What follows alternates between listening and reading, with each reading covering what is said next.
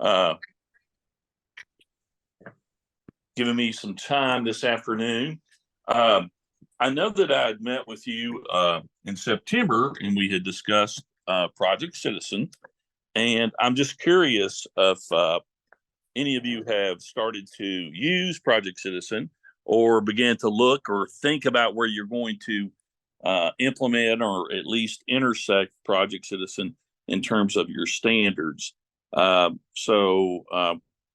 pose that question to folks and kind of open it up and see where we're at with that. You all can feel free to unmute, or you can post in the chat, whichever you feel more comfortable with. Again, if you're driving, be safe. But if you can unmute, that's totally fine.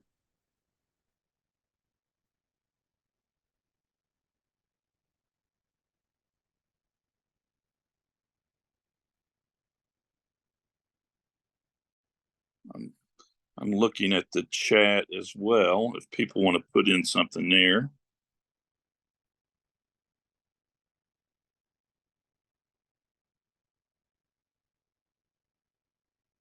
Sure. Yes, I'm happy to do that.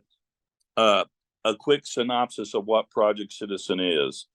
Project Citizen is a civics curriculum in which students, along with the teacher, identify an issue, a problem in their community that deals with public policy. Then they initiate basically an action research project. They investigate potential solutions. They interview local leaders that would be a part of that problem. They find a solution, and then they present it out to some sort of legislative body, whether that would be a site-based council, your city council, your fiscal court, so forth.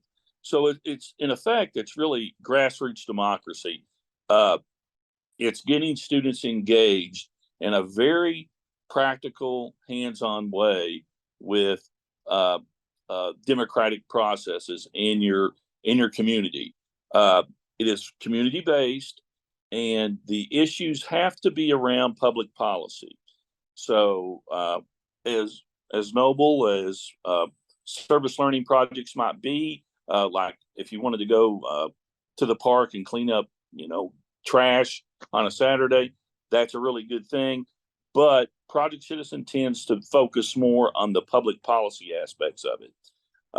The book outlines the various processes to that, and there's a site, the Center for Civic Ed has a website that also provides support for that. So in the training that I did in September, I walked participants through the book as well as the website detailing the specific aspects of all of that. And I apologize, I probably should have done that to begin with. So thanks for reminding me. And if there's anyone on here who was not at that training back in September and you haven't received that book, if you could just email me or Jamie, Wendy, let us know that you need a copy of that, and we'll make sure that gets sent out to you. Yes, I will say this: you can do Project Citizen with the book. The web resources are really helpful as well, but the book works great. The book will work fine. You can definitely take your learners through the process using the book. Actually, they've updated. There's two levels of book. One you could argue is maybe more high school, and then the other is elementary and middle. And they've just redone that, and it's very good. It's very user friendly, very digestible for students. So which book will we be getting if we requested a book? Because I'm in second grade. I am fairly certain that that Wendy ordered the sort of the middle school version, the newer version, but she also has some high school ones too. And if that is an issue, let me know. They both cover the same content. One is just a little higher level, if you will. And I think Good question. yeah, at the last meeting, even the middle school book can be adapted and brought down to the elementary school level as well. Oh yes. Oh yeah. Yeah. It's very usable. And actually, as part of this would be very helpful too. I sent this information to Wendy as well. But I know that you guys are juggling multiple projects and things like that. And I know how crazy things, it's just really busy right now for everyone. However, the center is actually put together some modules on Project Citizen. And I was on a Zoom call last night from 7 to 8:30. It was their third module, and it was about public policy. So they had a couple of my compadres there from Maryland and Florida, who are the state coordinators down there, and they were talking about public policy. So I say this to say that there's actually that they're doing some of these trainings from the center, and there's two more that are going to be coming up. One's November 10th, and then I believe the other one is November 28th. But I'll send that information out. They are late in the evening because often they're West Coast and they want to try to get everybody on board, so they usually don't start till about 7. But they are very good, very solid. And I have a couple of colleagues at the Kentucky History Center that I'm working with to help them try to implement Project Citizen. So they have been watching those. So that might be a resource for you as well. Catherine Davis mentioned that in their school, they have a group of students doing something similar to that right now. They've identified issues on their school campus, and they're in the process of choosing one and finding a way to address that issue using technology in the process. Is that close, or that's very similar to what? It's very similar, and what I would advocate for there is I would take a hard look at what Project Citizen could do, because it could be a really good vehicle for that type of project. And that's what in years past, we used to have a lot more funding from the center. So we used to run regional institutes in Louisville. And the good thing about Project Citizen is it has a lot of crossover appeal. But one of the best things about it is, I'm going to use a word here. It's pretty tight curricularly. It's a good vehicle to drive a lot of that. So, for example, even as you're doing like research on those things, there's going to be documents and instruments in the curriculum that'll help with that. For example, if you're going to send your students out to interview one of your city councilmen, there's an actual script that's in the book that will kind of help your students navigate through that, which is a kind of a cool thing to have. There's a section on public policy. So the curriculum is really helpful in regards to that. There's even a process where it talks about, well, how you let's say that you may have a couple of potential solutions that you might want to use. Well, how do you go about vetting which one would you want to select? And the center is also putting together. In years past, typically it was always like basically like a demonstration or a project board, a physical board that had 4 panels to it that you walk through. But what the center's beginning to do a lot more of is have electronic portfolios. So there's even we have a task force, if you will, about what kind of criteria we have on that. And then if you submit a portfolio for the national now, they'll take both. So there's a lot of work going forward on that. But the Project Citizen lends itself to a lot of different things. I know one year I had a regional institute that focused solely on service learning and how service learning could integrate into Project Citizen and how that could be the vehicle that drove that. So yes, that there's a lot of practicality in the scenario that you laid out there. about how you could use Project Citizen for that. Does that help? Does that and who did you say that was, Miss Mattingly? That was Catherine Davis. Catherine Davis.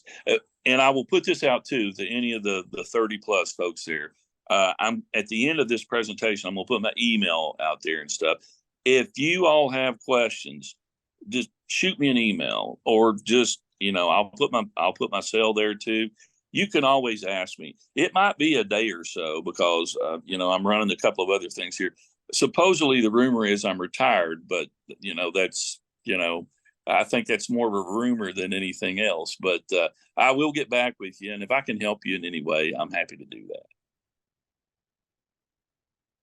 We appreciate that.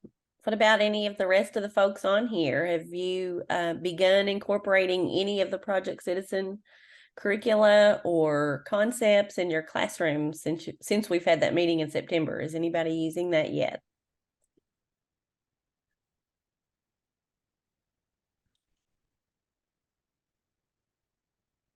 And I'll just interject this too, is that I know often when I was part of, and I ran Teaching American History grants and things too, I know often it was a couple of years when we would show teachers things that it would take a little time sometimes for it to get traction. Sometimes teachers want to be more deliberate and think about, okay, well, here's where I can strategically interject this or connect this and so forth. And Project Citizen has a lot of good uses, particularly in terms of if you are implementing your civic standards. We the People's a great curriculum, but what I like about Project Citizen is it does allow some flexibility, and it does allow students to get involved in the more current issues, if you will. And there's a wide range of issues. When you look at some of the issues that students have, and I can just tell you from Kentucky, when we were doing Project Citizen pretty robustly here, we had a group in Henry County, and they basically got a new guardrail because there were some traffic accidents there. There was a group in Perry County that did animal shelters. There were some that did in Henry County again. Their food trays, they wanted them made out of. They wanted to try to get away from styrofoam and plastics and stuff. So it can run the gambit, and you can really tie into some current environmental issues as well as all different types of issues.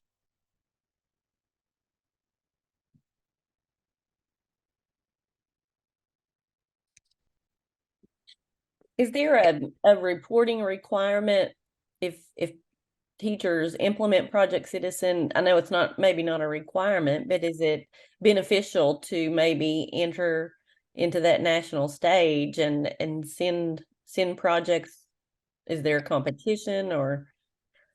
The center, and here's the cool thing about it. I'll have some more updates on that, but in years past, we had more funding from the feds and the center, but typically they will put a call out for submissions from the states, and typically I'm the state coordinator for Project Citizen and We the People, and I would kind of vet those and send those out to California.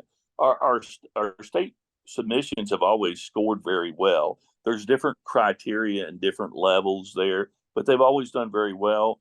The last few submissions we had, I actually worked with a leadership grant down in Western Kentucky, where they selected basically like 12 middle schoolers, and they used Project Citizen for their leadership project, which is a pretty nifty way. And there were, 20 schools down there. We would go to Murray, and I would work with them about 3 days during the course of that. I would do a big training one day, and then I would do some follow-ups and stuff. And then we actually did a showcase where they would have legislators and people from Murray and other folks, and they would come in and they would evaluate and they would judge the Project Citizens. And then the top two I would send out to California. But it is very doable. We could do something like that again. I would be happy to support any teacher. If they want to do a Project Citizen or something like that, let me know. I live in Owenston, but I just went down to Powell County Tuesday and delivered books to a teacher down there for We the People and stuff. So, hey, if you're interested, I'll travel. We'll make it happen. So if that's something you need some support in, I'll make sure that happens. I think Kim Yates, if you're still on here, she had mentioned that they were going to be using it with their gifted and talented students, to identify that leadership component of gifted and talented. So Kim, I'm not sure exactly what district you're in, what county you're in, but I think that sounds like a good start. Miss Jamie has put the link to Project Citizen, the website, in your chat. So if you are interested in finding out more information, I guess at that level, but I hope that's okay, Mr. Mans. Oh, sure, absolutely. She's just saving me. Glad you did that, because I was going to do that as well. There's actually, I have a little bit more news there. There's a survey there on the site that I'm going to communicate with Wendy and the other folks there that I would ask you guys to take. It's about media literacy. And we actually have a federal grant through the center where we're going to be running some professional development in the next couple of years around using Project Citizen. So yeah, that's absolutely good. Right. And gifted and talented would be a good way to go. Yates, I recognize it. Yates, is that down in Garrett County? Maybe. I used to have a good colleague in Compadre that I worked with running the networks, Renee Yates, that was from Garrett County. So I don't know if I'm actually from Bell County. I'm at Pineville Independent schools, but my family, I married into the Yateses. I'm not an original, but they're from Virginia. Their clan, I guess, is a Virginia clan of the Yates family. So, wow, okay, yeah, Pineville. I'm actually heading down that close there. I'm going to Barberville next week for a couple of days, and I've got a teacher down there, Deidre Thompson, Pineville. Well, you might be that might be that's the independent school district there and stuff, I think. Yeah, so. But yeah, Deidre and I work together. She's in 5th grade social studies, and this is my first year. I'm in 6th and 7th ELA. But Deidre and I we work together on some things, and she runs the Gifted and Talented program with another colleagues, and so the three of us are just working together, and so we're gonna start incorporating Project Citizen as a component of their Gifted and Talented program, and me just being interested in the program. So we're excited to get started on it. That's awesome. Hey, well, that is awesome. Hey, well, you all let me know, because like I say, I'm going to be going to Barberville a couple more times too.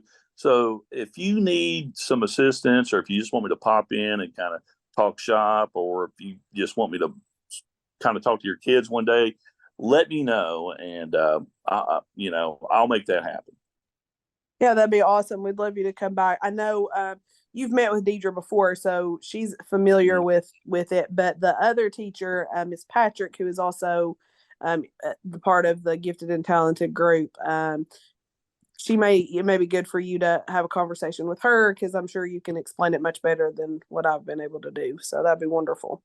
Happy to do that. And the only reason I can explain it, I've practiced my elevator talk many times over the years.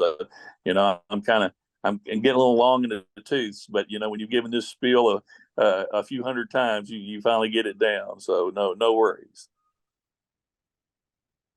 We have another question on our chat. Des Kirby has asked, could we do a school policy? Maybe there's a need within the school environment or the school culture for a particular policy. Is that something that would fit in with that project? Absolutely. As long as it deals with public policy, and obviously school policies do that. And there's been many instances of that. Now, as I always tell teachers, because, they're like, well, is it going to be, is there going to be some tension or stuff? I mean, that all those things are possible. And I shared this little anecdote at the training. Henry County, which is a little local county here and stuff, and I knew the superintendent, great guy, and they did Project Citizen all the time. And he had a high school lady there who actually it was a senior requirement. But I remember I had a good friend. She's an elementary principal now, and her kids, they had a truck stop there, and one of those adult bookstores had opened up next to it. So they wanted to basically get the zoning policies in the community changed.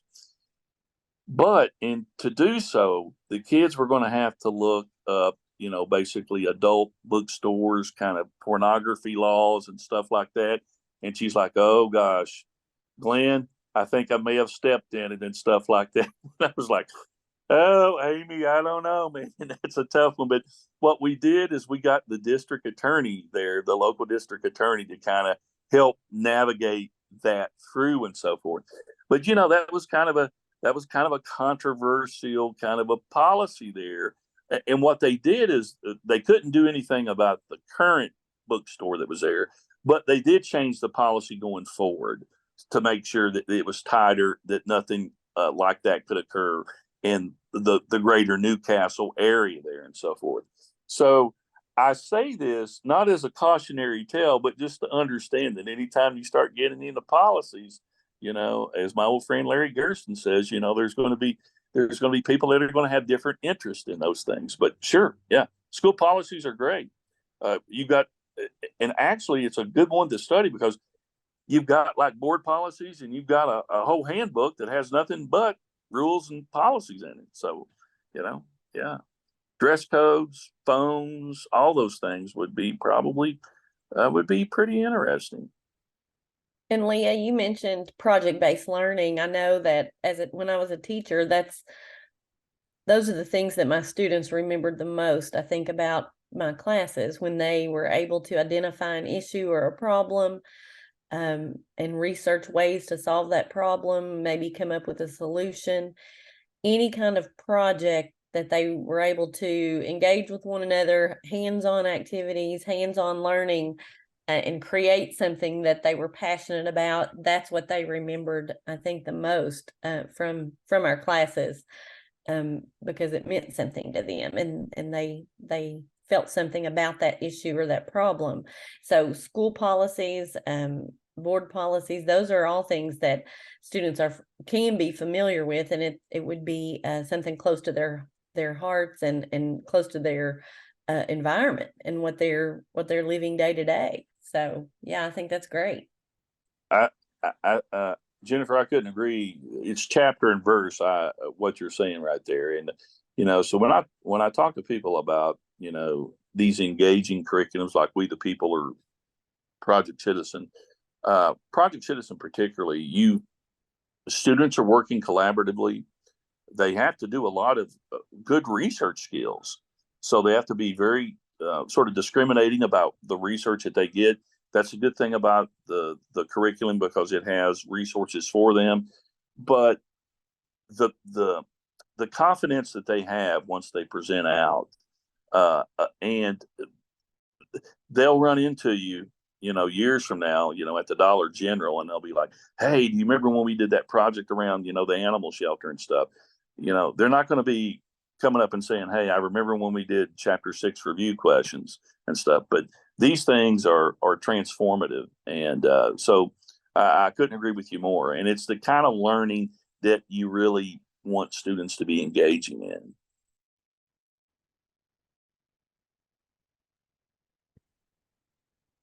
Other questions, other ideas, things that so far you've been thinking about, or even if you haven't implemented anything yet, thoughts that you've had about how you might include Project Citizen within your own curriculum. Or if you just have a question.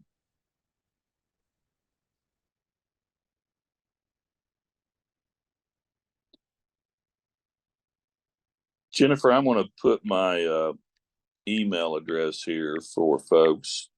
Just Okay. in, That'd be great. I actually have a question for you. It's been a few years ago when I used to do the Social Studies Network. But Jennifer, are you related to Ken Mattingly down there in Rockcastle County? Yes, that's my husband. Oh, okay. Yeah, well, Yeah, Ken's a good guy. Uh, he uh, really is. Yes, retired science teacher. Now he's consulting for Solution Tree. So he's going all over the country. He's in Memphis right now, working wow. with the district. Solution Tree, yeah, that's a big outfit and stuff like that. Well, Ken's a good guy. I've heard him do a couple of trainings and so forth. He did some stuff for us in our networks. It was really really valuable stuff. So, Well, I'll tell him you asked about him. I will. thank you.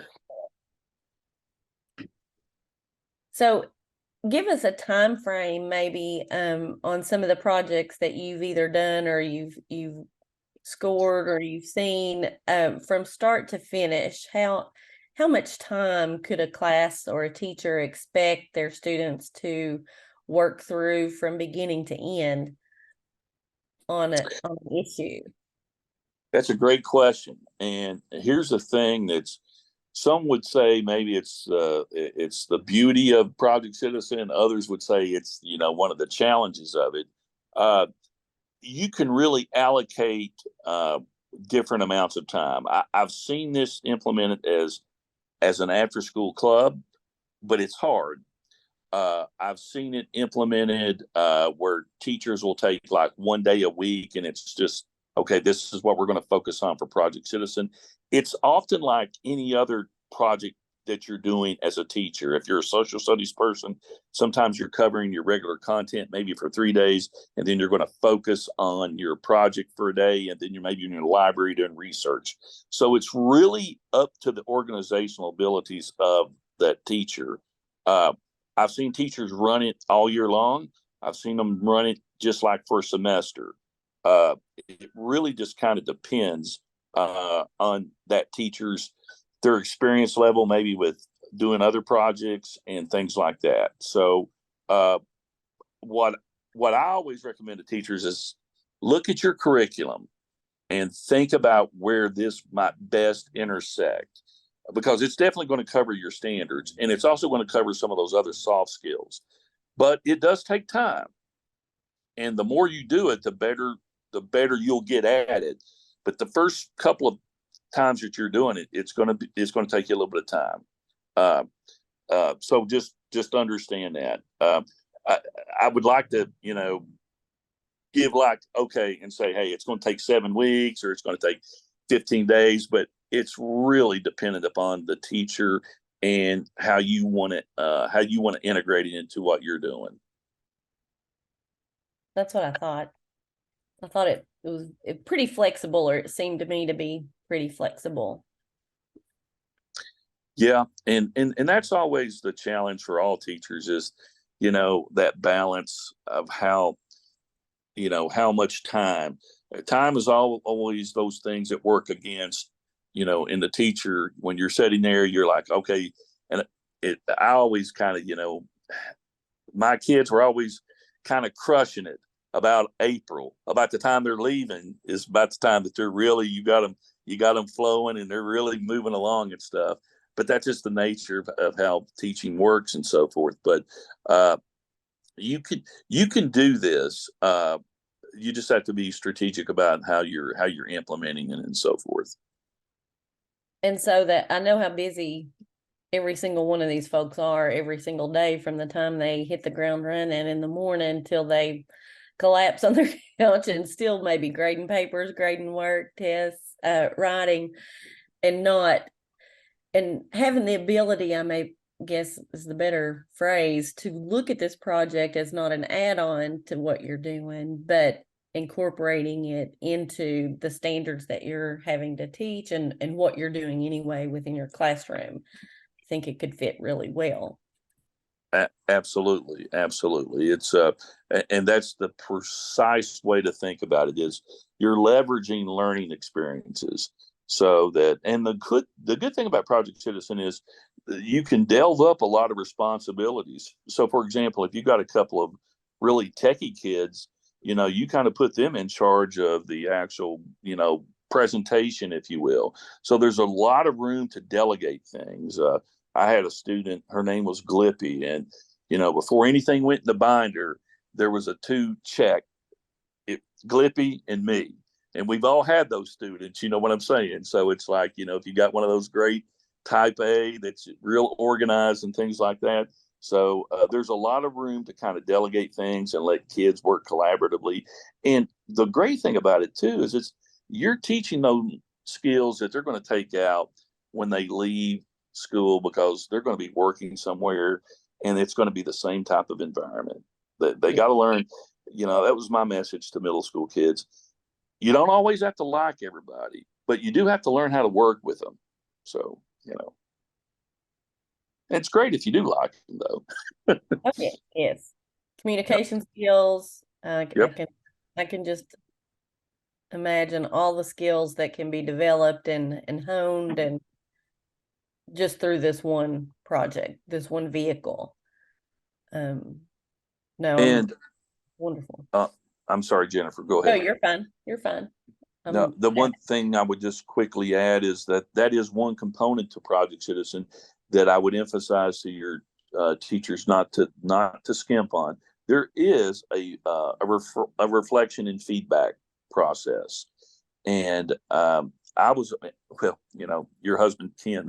That's one of the things about all the castle work and stuff like that, and often we get so caught up in the time element.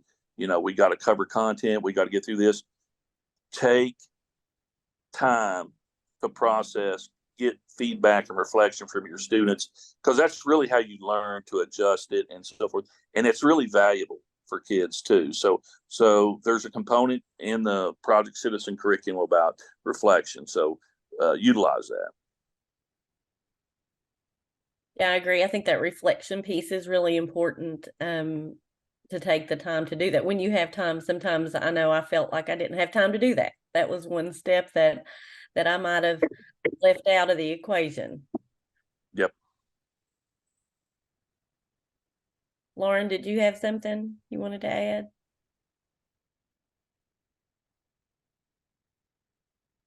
Sorry, come on there. Yeah, that's okay. May have been accidental. Anybody else have an idea or a thought, a question for Mr. Mans? Something that you're considering maybe and you want his feedback or pick his brain a little bit?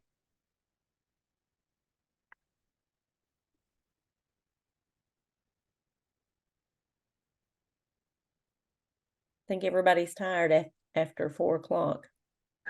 Well, this is kind of that stretch drive. My honey and I both have retired, but she actually, they sweet talked her to come back one more year over at Henry County. So she'll be rolling in here directly.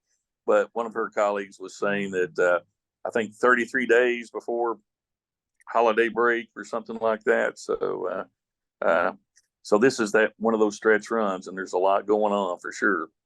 Well, and it's Wednesday also, and yeah, heading into Halloween. Lots of things are going on at every school, at least I know in our district. Every single day it seems like. So I know how busy you all are, and I really appreciate your time and coming on to talk more about Project Citizen. Mr. Mans, is there anything, any cautionary tale or anything you'd like to tell these teachers to maybe be sure they either do or don't do if they're embarking on this? I guess the 2 things that I would just it sort of emphasize is one, uh, when you're selecting what your problems are, you know, you're going to be brainstorming those, and sometimes you want all the students kind of pulling the same way, and that's going to be difficult sometimes because you may have, like, you know, 6 or 7 of your students wanting to really do this and the others doing that. Try to build consensus as much as you can and explain that process. The consensus building is a democratic process as well, and that's important. The other thing is, make sure it's about public policy. Often, you know, the when I have judged these things, uh, if it's blurry about the public policy piece, that's, you know, one of those challenges. So make sure that it deals with public policy, and as much as possible, let the students decide the issue. And sometimes that is hard.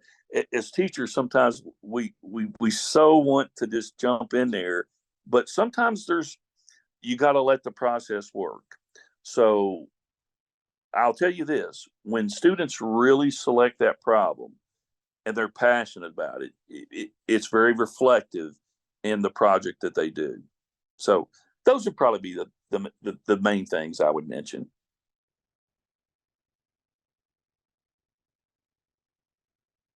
And always not focusing so much on the perfection of the product, but it's the process that students go through. I think that really helps develop those skills.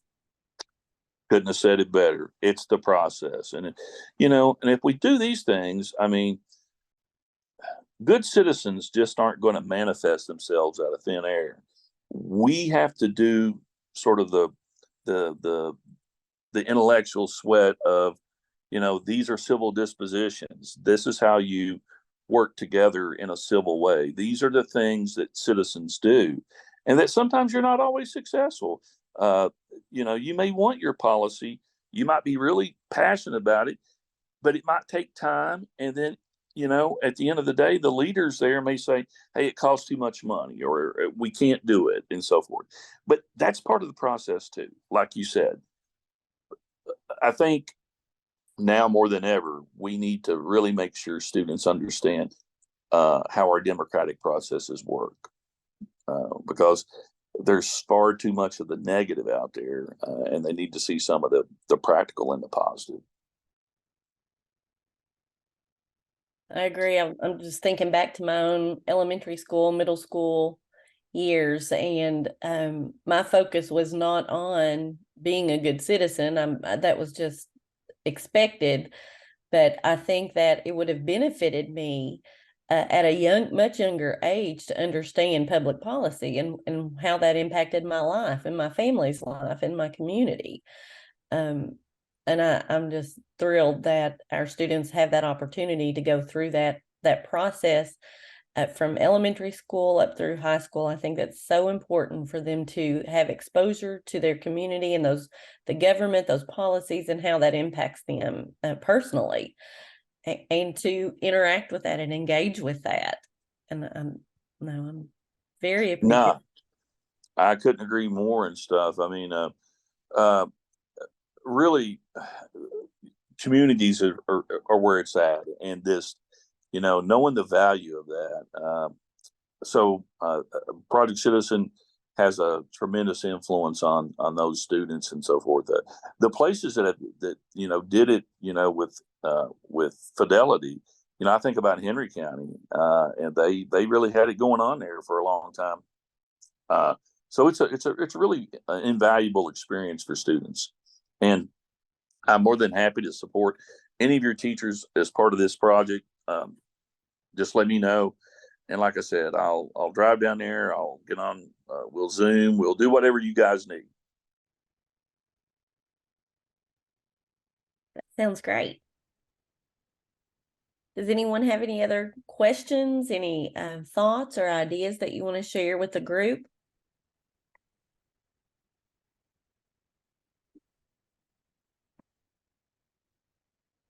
Dr. Evans mentioned to me last night. There was some issue with a Google with emails, and just wanted me to reassure you all that was not from KEDC. KEDC was not part of whatever that was. I'm not familiar. I didn't receive anything, so I don't know about that. But I just wanted to make sure I got that word in from him to you all tonight.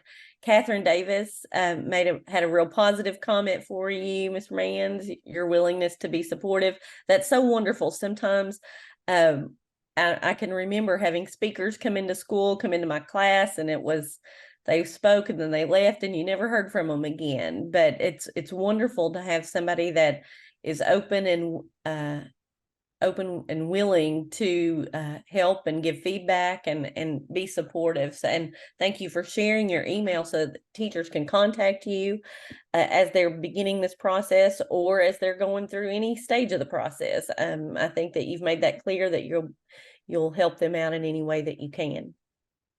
That's very kind. Absolutely. I'm very happy to do that. Teaching is it's a great profession. It's a hard profession, and whatever I can do to support fellow colleagues, I'm more than happy to do that. So I look forward to getting down that way. And Wendy talks about this all the time.